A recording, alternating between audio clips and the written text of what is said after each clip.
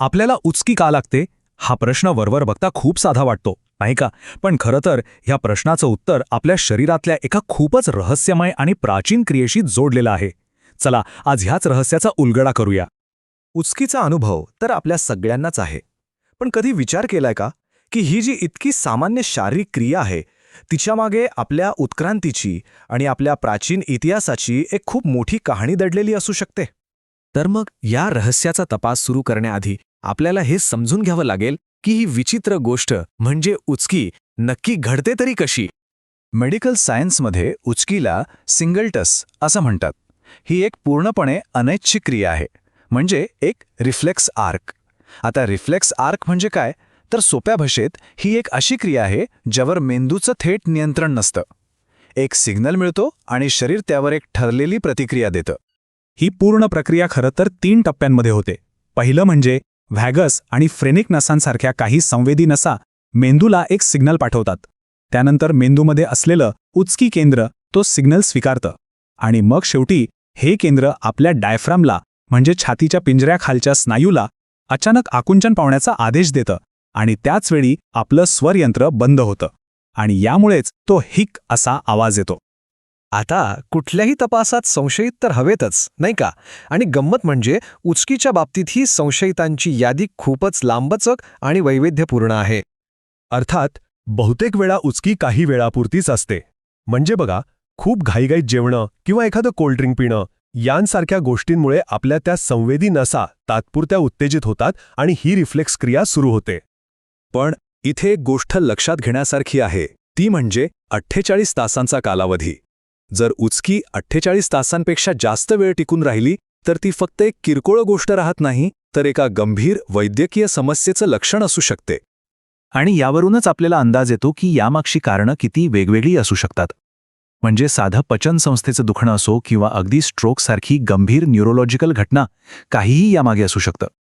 आणि जेव्हा उचकी एका महिन्यापेक्षा जास्त काळ टिकते तेव्हा तिला इंट्रॅक्टेबल म्हणतात. इथे मात्र प्रकरण खूपच गंभीर होतं.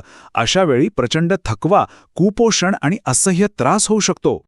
याचे एक अविश्वसनीय उदाहरण म्हणजे अमेरिकेचे चार्ल्स ओसबॉर्न.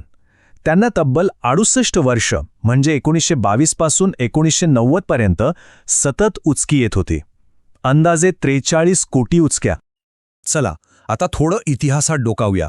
मुळात प्रश्न हा आहे की ही इतकी विचित्र आणि कधीकधी धोकादायक ठरू शकणारी क्रिया आपल्या शरीरात आहेच कशाला? याचं उत्तर मिळवण्यासाठी आपल्याला आपल्या उत्क्रांतीच्या इतिहासात जावं लागेल. आणि इथे आपल्याला 2 महत्त्वाचे सिद्धांत सापडतात जे याचं स्पष्टीकरण देण्याचा प्रयत्न करतात. पहिला सिद्धांत, ज्याला फायलोजेनेटिक हायपोथेसिस म्हणतात, तो खूपच रंजक आहे. त्यानुसार ही उचकी म्हणजे आपल्याला आपल्या उभयचर पूर्वजांकडून मिळालेला एक वारसा आहे. म्हणजे बघा, बेडकाचं पिल्लू, ज्याला आपण टॅडपोल म्हणतो, ते कल्ल्यांमधून श्वास घेतं. त्यावेळी ते फुफ्फुसांमध्ये पाणी जाऊ नये म्हणून आपलं स्वरयंत्र बंद करतं. ही क्रिया आणि आपली उचकी यामध्ये खूप साम्य आहे. आता दुसरा सिद्धांत म्हणजे बर्पिंग रिफ्लेक्स हायपोथेसिस. तो म्हणतो की उचकीचा संबंध लहान बाळांशी आहे. जेव्हा बाळ दूध पितं तेव्हा त्याच्या पोटात हवा जाते. ही हवा बाहेर काढण्यासाठी उचकी मदत करते, जेणेकरून बाळ पोटभर दूध पिऊ शकेल. तर मग ही इतकी गुंतागुंतीची आणि आपल्या उत्क्रांतीमध्ये खोलवर रुजलेली क्रिया जेव्हा हाताबाहेर जाते, म्हणजे थांबतच नाही, तेव्हा तिला थांबवायचं कसं? याच्यावरच्या उपचारांची एक ठरलेली पद्धत आहे. सुरुवात होते साध्या उपायांपासून, जसं की श्वास रोखून धरणं किंवा साखर खाणं, जेणेकरून त्या रिफ्लेक्स क्रियेत अडथळा येईल. पण यानेही फरक नाही पडला तर मग डॉक्टर काही विशिष्ट औषधं देतात, जी थेट मेंदूतल्या उचकी केंद्रावर काम करतात.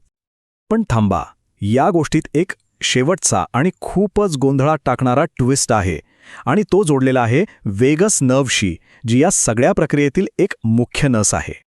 एपिलेप्सी म्हणजे आकडीच्या आजारावर एक उपचार पद्धती वापरली जाते, वेगस नर्व्ह स्टिम्युलेशन.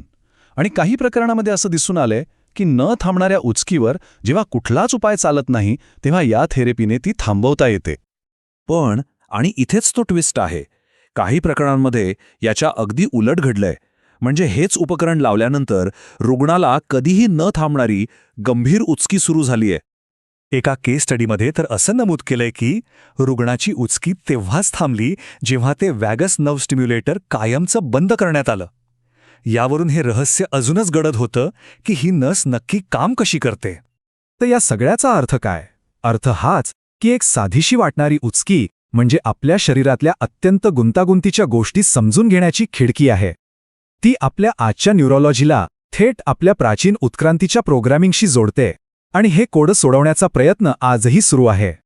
आणि मग हा प्रश्न उरतोच की आपल्या शरीरात अशा आणखी किती उत्क्रांतीच्या गोष्टी, किती भूत लपलेली आहेत ज्यांचा शोध लागणं अजून बाकी आहे.